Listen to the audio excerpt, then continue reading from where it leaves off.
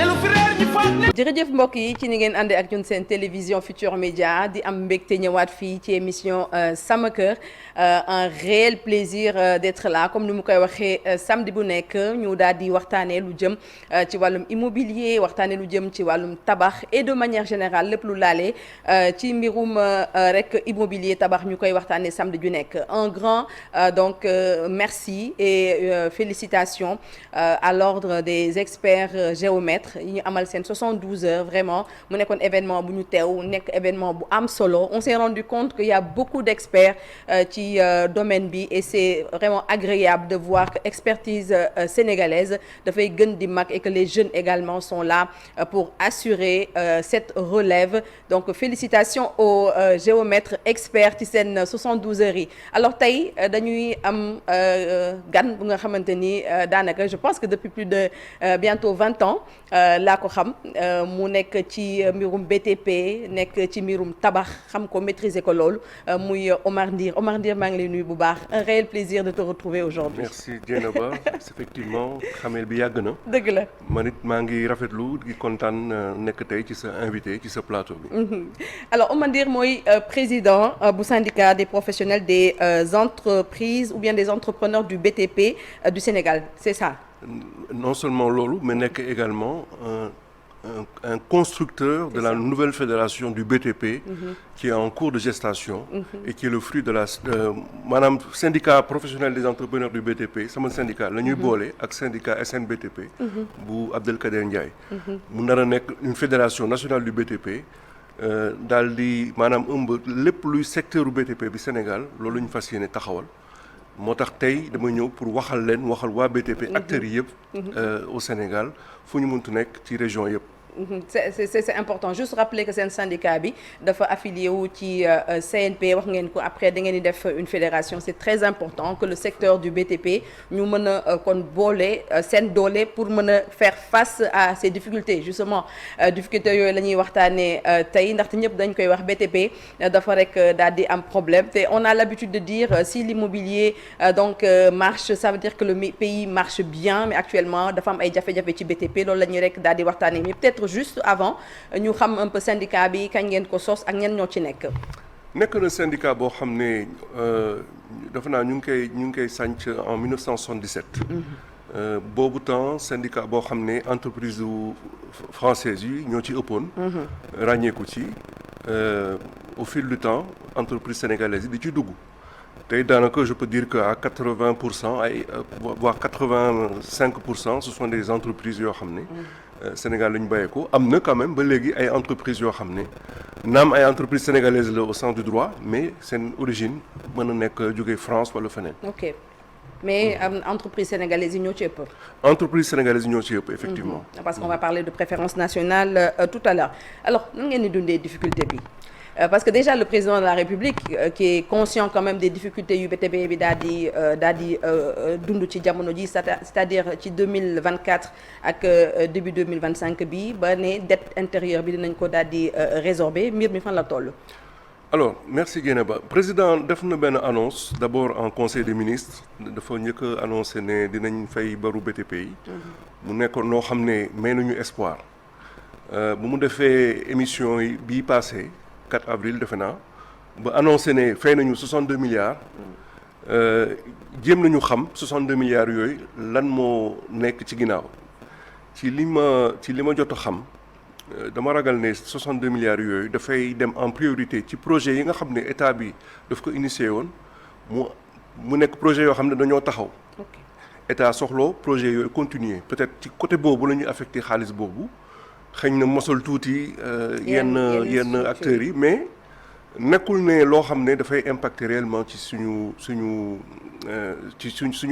fonctionnement suñu société.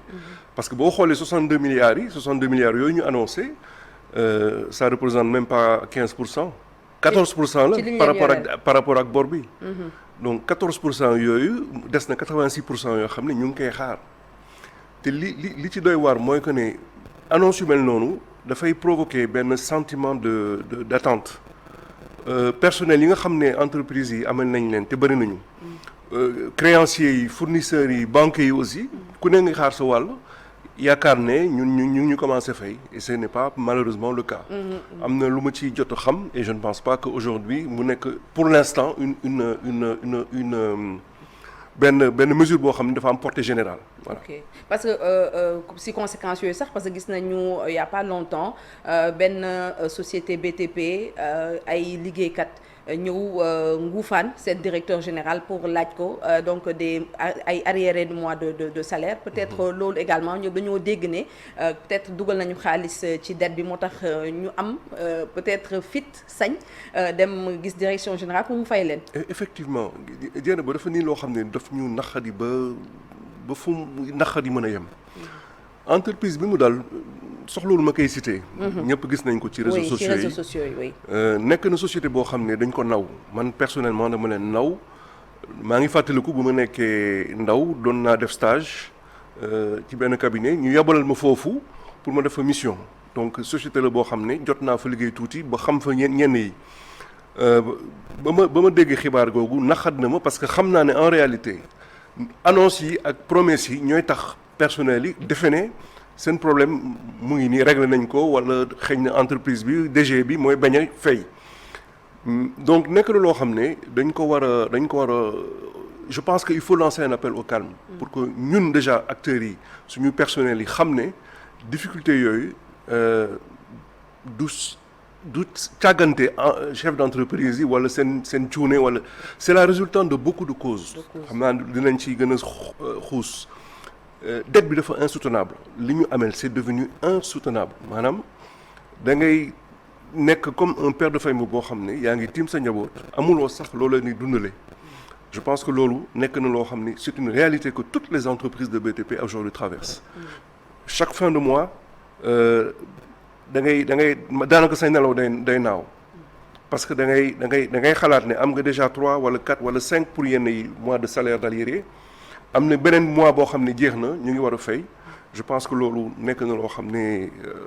jéggi na dayoo. mais si xayma si xaalis dette bi ñaata la parce que je pense que defoon naa émission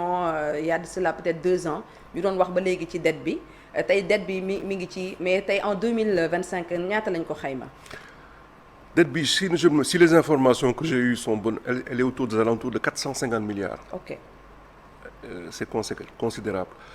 maanaam 450 milliards yoo xamante ni tey jii nii boo ko injecté woon ci suñu économie bi dana sauver ñu bëri. BTP dafa nekk secteur boo xam ne dafa transversal loolu ñëpp xam nañ ko mais il faut ñu préciser ko secteur le stratégique sànq yaa ngi wax quand l'immobilier va tout va. Tout va. L'adage dit quand le BTP va tout va. Mais il faut dire également que quand le BTP ne va pas rien ne va. te dañ koy seetlu parce que BTP dafa nekk lu ñuy wax matière wala secteur boo xam ne dafa transversal boo waxee mbiru transport mënuloo tabax aéroport te boolewuloo ci BTP. C'est vrai. mënuloo tabax gare te boolewu ci BTP parce que ñu ñooy tabax infrastructure yi. mënuloo wax énergie les pylônes électriques avant tout c'est des éléments porteurs yoo xam ne BTP moo koy tabax. Adduction d'eau c'est pareil tuyaux yooyu ñuy def. yooyu yëpp BTP la non seulement dafa am BTP dafa laal secteur yëpp mais da nga war a xam ne BTP dafa yaatu. décorateur bi ci la bokk. plombier bi ci la bokk. c'est émission bi sax. si BTP ci barke BTP bi la lañ ko sànq acteur du secteur bi la. architecte bi. électricien bi et cetera dafa yaatu. boo ci boolee industrie de la construction maanaam ñi defar ciment ñi defar fer ñi defar carreau peinture étanchéité bunt. loolu kay économie bi la. économie bi la. donc aujourd'hui je pense que il est temps Sénégalais yi comprendre ne BTP dafa soxla plan de sauvetage boo xam ne dafay gën a ambitieux les quelques effets d'annonce ak quelques milliards yi nga xam ne dañ koy injecté. mais lan mooy impact réel bi ci société yi parce que sànq yaa ngi may wax ay arriérés de salaire mais également on a l'impression qu'il y a eu beaucoup de licenciements ci secteur BTP bi. énormément de licenciements am na entreprise bu mag boo xam ne sorewuñu 2000 licenciements fu mu nekk nii. am na entreprise moyenne yoo xam ne régulièrement ñu ngi arrêté Sénégal dafa gëm yàlla te dafa bëri yërmande xam naa ay dirigeants yoo xam ne malgré les difficultés ñu ngi fexe ba maintenir employés yi bañ a licencier kenn parce que dañu am yërmande ci seen i employés xalaat ne à tout moment situation bi mën a changer marché mën na ñëw fay bor mën na ñëw mën na leen dab aussi su ko defee dañuy bëgg di maintenir mais aujourd'hui il y a à peine je pense 1 mois ou 2 mois fédération bi jéem na def benn investigation on était aux alentours de 10 000 à entre 10 000 et 20 000 licenciements yoo xam ne secteur bi xam na ko. diggante daaw ak ren. diggante daaw ak ren arrêt de chantier yi impayés yi et cetera 10 000 à 20 000 licenciements mais loolu mooy li nga xam ne mën nañ ko mesurer. le visible. le visible il y a les emplois annexes les emplois connexes non qualifiés ou pas yoo xam ne dafay impacter tâcheron bi peintre bi nga xam ne dafay fortaatu di dem chantier ba chantier kooku kenn du ko comptabiliser mais boo amee arrêt de chantier dafay taxaw te loolu nekk na loo xam ne day am conséquence ci suñu jeunesse dina am conséquence ci ñi nga xam ne dañuy am des idées d'immigration irrégulière. J'aimerais revenir un peu sur le passé pendant bëgguma di critiquer mais gis nga am na choix yoo xam ne daf lay dab. yu si mel ni. ñu mel ni choix yi nga xam ne defoon nañ ko dans les années passées jël chantier yi ëpp solo Sénégal ñu jox leen ay étrangers maanaam dañu jël suñu chiffre d'affaires jël suñuy emploi ñu exporter leen phénomène boobu moo ñu dab man gëm naa ne phénomène boobu moo ñu dab ba tax ne xale yi di jël gaal yi di dem wala di traverser désert bi. Oui. Parce que BTP c'est un facteur de régulation c'est un facteur également d'emploi moom mooy employé jeunes yi seetlu ko xale yi ku ci amul jàng wala amul xëy sa papa lu muy wax na demal defi maçon wala nga def manœuvre ci chantier wala nga dem def ferrailleur demal jàngi métier mais en général métier wu BTP lañ lay yónnee beneen secteur bi mooy mécanique soit dañ lay yónnee ci chantier baa ñu yónnee la ci atelier nga jàng métier donc métier bu amatul parce que liggéey amul xale yi dootuñu am pexe et ils envisagent à ce moment-là l'immigration donc loolu moo xew ci 12 ans yi passé mu nekk phénomène boo xam ne dafa affecté suñu société bi te ñun xamuñu ko. C'est vrai que nag Turquie ak chinois yi dañoo samp ci secteur bi pour reprendre un peu mu xale yi dañoo samp dëgg. ndaxte chantier yu bëri chinois yi ñoo ci nekk chantier yu bëri Turquie ñoom ñoo ci nekk mais maintenant qu'on parle quand même de souveraineté ñuy wax wàllum préférence nationale je pense que ce problème là dinañ ko régler. la ma ci taxaw tuuti ba léegi ba fa may wax ak yow am na ay entreprises turques yoo xam ne dañ leen di du ma wax tur nag parce que bëgguma tooñ. mais am na entreprise turque yoo xam ne dañ leen di jox ay marché muy ci secteur BTP bi directement wala secteur énergie bi parce que BTP bi comme ni mu la ko waxee dafa transversal mais dafa am ay compétences yoo xam ne sénégalais am nañ ko ñu jox ko ay turcs parce que soi-disant am nañu une certaine des références et cetera mu ñëw ñu ëpp doole je suis d'accord mais boo amee secteur privé national boo xam ne compétence yaa ngi ci mais la moindre des choses mooy même boo joxee turc nga vérifier ne turc yi bu ñuy sous-traité entreprise sénégalaise jox ko ay entreprise sénégalaise mais li doy waar mooy que dañuy woo seeni mbokk je ne suis pas en train d'ostraciser maanaam man awma problème ak turc wala chinois wala marocain je pense que dëkk bi Sénégal c'est un pays ouvert c'est ça. mais malheureusement on n'a pas encore compris que suñu économie dañ ko war a contrôler travaux yi nga xam ne dañ koy jox étranger ça veut dire que dañuy exporter suñu savoir-faire exporter suñu emploi exporter savoir comment ça s'appelle technologie bi maanaam li nga xam ne dafa waroon dugg dañ koy génne. dañ koy génne mais est-ce que c'est pas parce que aussi que ça soit les Turcs les Chinois ak ñeneen ñi nga xamante ne ñoom ñoo nekk des étrangers di am fi ay chantiers c'est parce que bu ñuy ñëw dañuy indaale ñoom seen ay financement loolu moo tax mu gën a yomb peut-être ci état mu mën leen a dénk yenn chantiers yi. loolu amul benn sens c'est-à-dire est-ce que financement bi dañ la ko may wala dañ la ko sarax. non dañ la ko lebal. dañ la ko lebal. maanaam yow yaay fay. bu dee yaay fay sa kër mais la fa neex mooy am entreprise yi nga bëgg ñoom ñoo war a def chantier yi sa ay jeunes sa ay ingénieurs ñoo war a liggéey le problème c'est que dañu dem ba gëmloo ñu ne financement bi bu fekkee ne dafa jógee Chine wala dafa jógee Turquie wala dafa jógee feneen c'est normal que entreprise yi étrangères yi ñoo def c'est pas normal man mën naa nangu ne am na benn domaine boo xam ne sénégalais yi am nañ fa ay limites ñu jox ko étranger mais à condition ñu encadrer ko fexe ba sous-traitance bi ci lu ëpp 70% ñu jox ko ay sénégalais pour ñu jàng. et puis mu nekk ñu mën a def transfert de compétences. de compétences dama lay jox un bon exemple boo xam ne c'est loolu doon na am avant Arabie Saoudite yàgg na jox ay financement Sénégal di leen jàppale ci ay projets di même muy nekk ay dons wala ay subventions mais li ñu seetlu woon mooy que multinationales saoudiennes yi dañu doon sous-traiter quasiment à 100% marché bi ay entreprises sénégalaises bu ñu leen joxee travaux yoo xam ne mët na 100 milliards peut-être 90 milliards yi wala 80 milliards yi dinañ ko jox entreprise yu mel ni CDE CSE Eiffage ak ñoom seen ak ñoom Baratal bu Jean Lefebvre c'était normal léegi dafa dem ba changer nangu nañu ne sénégalais yi ñoom seen bopp jéena ba ñoo nangu ne ñu leen di gëmloo entreprise étrangères yi ñoo fi mën 2 ñoo indi financement donc ñoo war a liggéey bu pare boole ci sénégalais yi gëm ne entreprise sénégalaise yi xamuñu dara xamuñu tus te yàlla xam na ne boo demee ci dëkk yi sës ci ñun muy Mali muy Gambie muy Sierra Leone muy Guinée Conakry bii muy Guinée Bissau sénégalais ñoo fay liggéey. Gambie CDE. ñooy defar tali yi. c'est ça. ñooy defar bâtiment yi. ñooy tâcheron yi ñooy peintre yi. boo demee ba Gabon barki démb sama papa tonton Pierre Goudiaby Atepa moom la ñu jox benn projet wu 3,6 milliards de dollars l'AFTIAT pour la construction de Libreville 2. loolu sénégalais lañ ko joxuñu ko étranger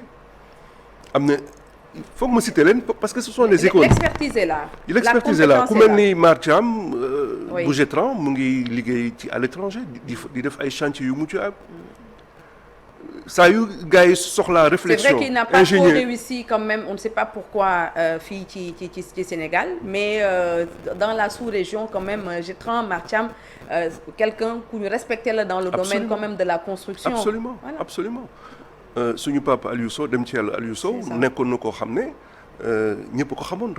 respecté ko woon ko. man am na ay anecdotes ba céréale woon Ouagadougou Gambie ñoom ñoo defar tali et les grandes infrastructures de ces pays là. Burkina Faso c'est ça. foofu yëpp ay Niger ay sénégalais ñoo ko tabax. tey ñu bëgg ñu gëmloo que par un coup de baguette magique entreprise sénégalaise yi amatuñu benn capacité amatuñu benn savoir-faire. Oui, mais qu'est-ce qu'il faut faire alors pour un peu redorer peut-être le blason de ces sociétés de BTP tey dan la ñu war a mën a def tey ba lii problème ñu mën ko quand même ñu mën ko lijjanti. Endogénéiser la commande publique maanaam commande publique pour les Sénégalais en priorité. muy benn préférence nationale bi ngay wax. dañ ko war a systématiser dañ ko war a légiférer je pense que le projet existe mais dañ ko war a encadrer ba nga xam ne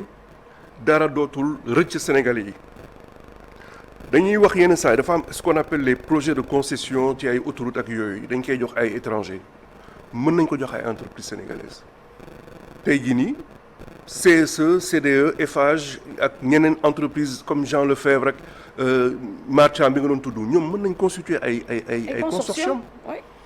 yóbbaale ay yeneen entreprises de seconde taille comme ay sociétaires ay ICONS etc. Mais Omar, est-ce que c'est pas ça aussi le problème c'est que cette solidarité également entre sociétés de BTP moo amul ku nekk yaa ngi xool fan nga jëm te benn lam du yëngu. bu ñu bëggee quand même ñu leen di dénk yenn chantier il faut quand même avoir un secteur quand même qui est un secteur fort. C'était ça a peut-être été le cas à un moment donné mais ce n'est plus le cas depuis longtemps. Ok. Ça fait longtemps que les acteurs se parlent instant yi gëm naa ne acteurs yi dañuy gisee dañuy waxtaan foo xam ne kenn du fa nekk ñun dañuy gisee man maa mës a fekkee benn moment boo xam ne maître Wade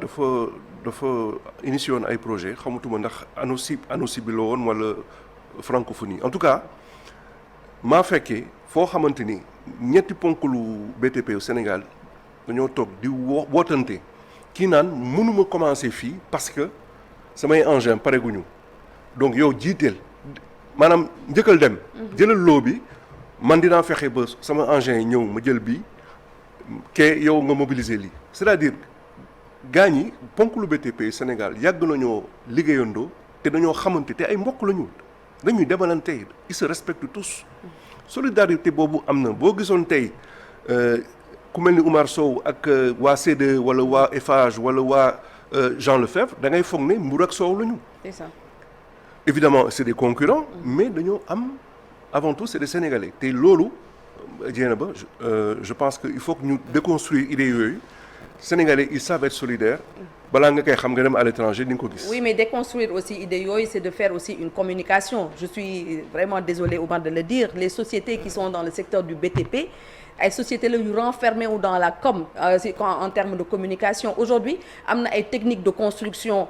yu nga xamante ni yu bees la am na ay techniques yi dans le génie civil ak yeneen yi nga xamante ni les Sénégalais ont envie de connaître un peu li ciy liggéey mais pour jot ci ñoom également c'est la croix et la bannière. maa ngi lay lancer benn appel. Oui. À travers cette émission sama kër. pour nga ñuy may ñuy wane suñu savoir-faire. Dieynaba soo ma ko mayee peut-être mën naa demander à un géant du BTP sénégalais mais mu yóbbu la ci benn chantier à l'étranger nga jël say caméra nga visiter nga xool seen savoir-faire. Je pense que tu as parfaitement raison il faut que ñu wane suñu bopp BTP dafa nekk benn monde boo xam ne dafa xaw a day évoluer en vase clos dafa xaw a secret.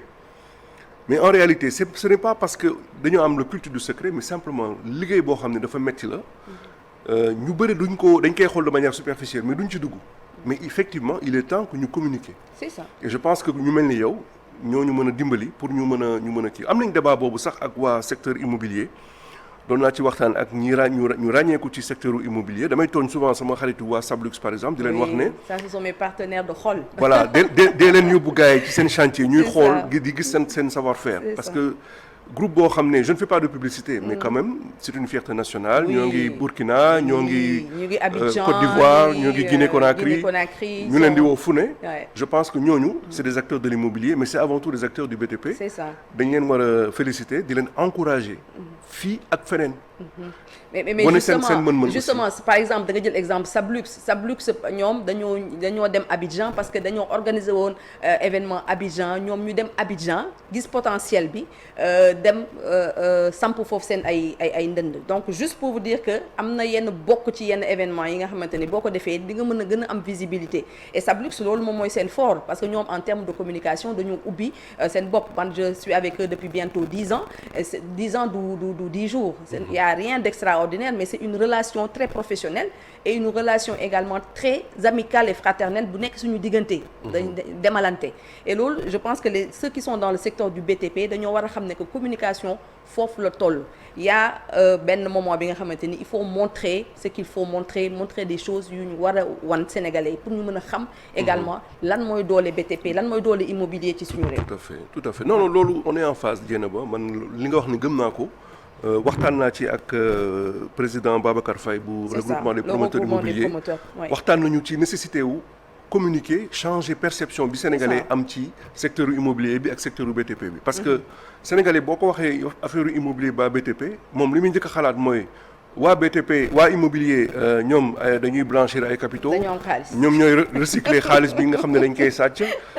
voilà bu dee BTP ñu ne voilà ñoom boo leen joxee xaalis du ñu àggali chantier ko ci jox xaalis mu takk jabar et cetera c'est des idées voilà c'est des idées préconçues préconçues il faut que ñu liggéey pour améliorer image bi ak perception bi mais aussi il faut que sénégalais yi patriote c'est ça il faut que sénégalais yi gëm ne doo am lu mel ni secteur immobilier ak BTP bu florissant boo xam ne dafa am ingéniosité am capacité am historique am référence ba pare ngay joxoñ naan sama kër wala sama chantier dama koy jox ay turc dama koy jox ay tunisien dama koy jox ay marocain parce que loolu rek ngay dégg fu mu ne nii daa mel ni effet de mode la maanaam avant da nga doon wax xaaral ma jox Dieynaba sama chantier ku mën ta wax la non léegi c'est naa jox chinois bi wala naa jox naar bi wala naa jox lii ngeen baal ma parce que c'est comme ça que les gens parlent oui. Et c'est triste. Alors li ñu cërale woon ci waxtu léegi mu jeex daanaka maintenant il faut ñu xam un peu c'est quoi la solution lan ngeen nar a aussi teg pour que État du Sénégal puisse quand même gën a may doole gën a may gëdd donc le secteur tout en sachant que on a un gap lu toll kon ci 500 000 logements le ministre de l'habitat de l'urbanisme la ci faral di wax lu bëri un programme quand même d'habitat sociaux parce que c'est important aussi sénégalais yi mën a xam ne suñu secteur bi am nañu am capacité tabax ay logements sociaux. Programme boobu daf ñu soxal dëgg def nañ ci sax benn interfédération pour rien que pour travailler sur cette question là am na offensive boo xam ne ñun waa secteur u BTP dañ ci lëkkaloo ak immobilier bi pour lancer 300 000 logements évidemment dañ koy inscrire tout cadre 500 000 logements bu état bi c'est pas un programme parallèle ci programme boobu la ñu inscrire d'ailleurs j'ai invité le ministre Moussa Balla Fofana dañu am benn concept boo xam ne c'est le mardi du BTP. C'est ça. tous les mois benn yoon dañuy invité benn personnalité ministre Yankhoba Diémé ñëwoon na léegi ministre Moussa Balla Fofana la ñu invité li ñu ci bëgg a waxtaan mooy suñu contribution ci approche pôle territoire yi et en particulier la construction de logements sociaux. donc ñun pare nañu pour mobiliser wu defar 300 000 logements mais loolu balaa ñu koy mën a def. Il faut que ñu am appui wu état appui wu yenn même Nations Unies et cetera am nañu benn on a une stratégie stratégie boobu nag dafa laaj aussi implication état bi. C'est ça. am na waxtaan yoo xam ne dinañ ko initier nañ ko déjà mais dinañ ko continuer ak ñu mel ni APIX ñu mel ni Fonds de l'habitat social DGPU toutes les composantes de l'état yoo xam ne dañu dugg ci programme boobu dañoo war a bâtir programme boobu ak yow mais l'idée principale mooy que ne. pour def ces 300 000 logements yi dañuy créer benn consortium boo xam ni ponkalum entreprise u BTP ak immobilier dañ ciy dugg doté ko en capital ba pare lever emprunt massif à l'international structurer ko taux concessionnel longue durée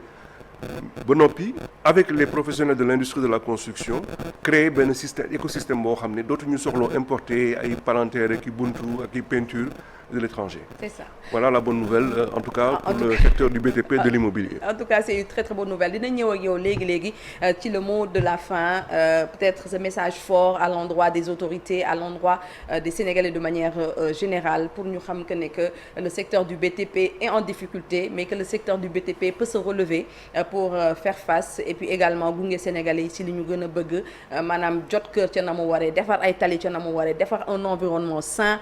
ci ñu mën a dëkk pour ñun ak suñu ay njaboot inchallah ce sera juste après la page de pub de Sococim Industrie.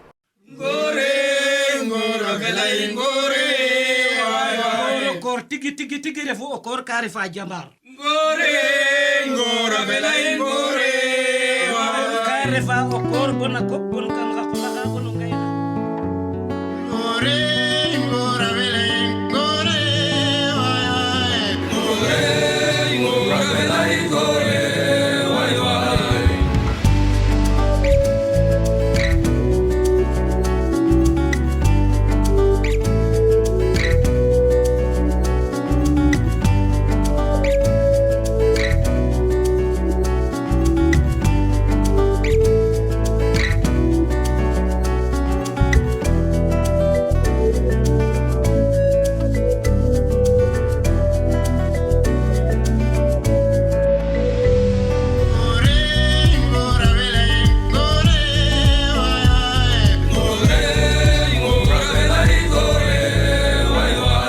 Depuis 1948, Sococim construit le Sénégal. di jaajëfal bu baax a baax waa Sococim Industrie comme ni ma koy waxee ciment bi tabax Sénégal laata indépendance ba néegé nii mais aussi cimenterie bi xam ak yelleefu ay dëkkandoom nekk ci département de Rufisque moo tax nag ñu daal di samp ab direction générale jagleel ko wàllum RSE responsabilité sociétale d'entreprise parce que loolu dafa am solo lan mooy responsabilité sociétale d'entreprise lan mooy njëriñu direction bi ni mel ci biir Sococim dem nañ seeti équipe RSE bu Sococim ñu seetaan ko ñëwaat. Sococim. salaamaaleykum dalee na jàmm fii mooy direction RSE compliance bu Sococim man nag maa ngi tudd Mame Diène Camara man maay assistant direction bi léegi da ngeen a ñëw ma wala yeneen membre équipe bi balaa ñu gis madame Diallo topp leen ma.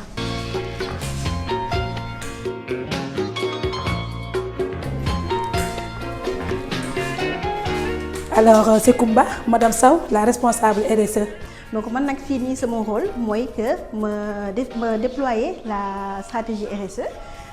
pour que ñu mën a nekk une entreprise responsable une entreprise durable te itam def RSE bi ci processus yi décliner ko ci processus yi ak ci suñu chaîne de valeur voilà donc tey jii nii maa ngi leen di dalal di leen nuyu yéen ñëpp suñu téléspectateurs yi.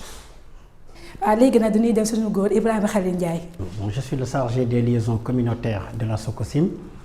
ma am fi taxawaayu bi nga xamante ni moom la commerciaux yi am pour jaay ciment man nag ma am taxawaayu image bi Sococim war a am digganteem ak askan wi ci seen i bébét seen i tawat naka la ñu koy jàngate ak naka lañ leen di taxawoo ba ñu mën a am satisfaction Sococim daal ci kaw ci kanam. aywa ñu dem seeti madame Diallo. ginaar gi baax na ci kër gi. alors dal leen nag jàmm si fii ci Sococim particulièrement su suñu biir direction RSE RSE nag moom mooy lan